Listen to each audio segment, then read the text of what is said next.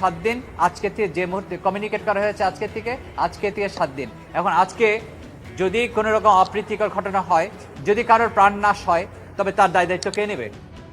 সেই জন্যে, এবং যে সম্পত্তি নষ্ট হয়, কারণ এখানে 75% থেকে 80% মতো বা 75 মতো শেয়ার হোল্ডিং সময় টিভিতে, যাকে আমরা রিপ্রেজেন্ট করছি, সময় টেলিভিশন নিজে এসে মামলা করেছে। সেখানে একজন ক্ষুদ্র বিভক্তির একজন শেয়ার হোল্ডার তার মতো তার ইচ্ছা অনুযায়ী তো কোম্পানি চলতে পারে না, বা তার ইচ্ছা অনুযায়ী তো কোম্পানির চাহিদা বা চাওয়া প্রতিফলন হতে পারে না।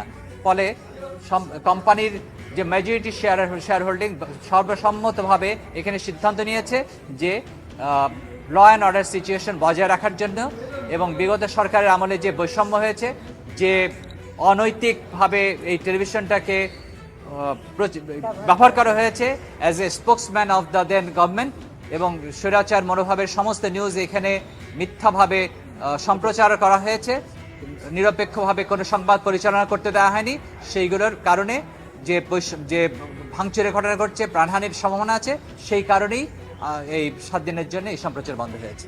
তৎকালীন সরকারের একজন অত্যন্ত ঘনিষ্ঠ ব্যক্তির আত্মীয় স্বজন এটাকে কন্ট্রোল করত। যে মেজরিটি শেয়ার হোল্ডার যারা ছিল, তাদের ইচ্ছায় কখনোই প্রতিফলিত হতে দিত না, তাদেরকে এই স্টেশন আসতে দিত না, তাদের ইচ্ছাকে পরিহার করা হতো। সুতরাং তাদের এখানে কোনো বক্তব্য দেওয়ার মতো কোনো অবস্থা তারা রাখে নাই, শুধুমাত্র ত্রাস সৃষ্টি করে।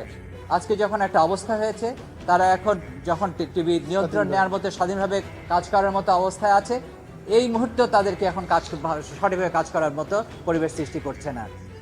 এখন কোম্পানির পলিসির সমস্ত ডিসিশন, কোম্পানি কিভাবে চলবে, কোম্পানি সম্প্রচার চালাবে কি চালাবে না, কোম্পানি কিভাবে ব্যবসা করবে, সেগুলো সমস্তই নির্ধারণ করা হচ্ছে মেজরিটি শেয়ার হোল্ডারদের হাতে। মেজরিটি শেয়ার হোল্ডাররা যখন মনে করছে যে এই মুহূর্তে এই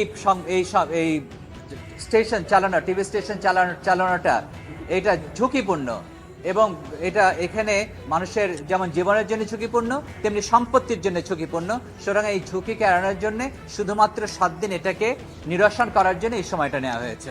কোম্পানি কোর্টের থেকে যে অর্ডার হয়েছিল, সেই অর্ডারটা এখানে অ্যানেক্স করা হয়েছে, এবং ওই যে মামলা হয়েছে, কোম্পানি কোর্টে যে মামলা হয়েছিল, সেইখানে বাংলাদেশ স্যাটেলাইট লিমিটেড এখানে পার্টি ছিল না, যদিও পার্টি না থাকা সত্ত্বেও একটা প্রেয়ার করা হয়েছিল, যেন একটা আবেদন করা হয়েছিল যেন বাংলাদেশ স্যাটেলাইট লিমিটেড যেন এই সম্প্রচার বন্ধ না করা হয়, যদিও ওই বাংলাদেশ স্যাটেলাইট লিমিটেড ওই মামলায় কোনো পক্ষ ছিল না। সুতরাং এই যে প্রেয়ার, সেটা রিডান্ডেন্ট প্রেয়ার।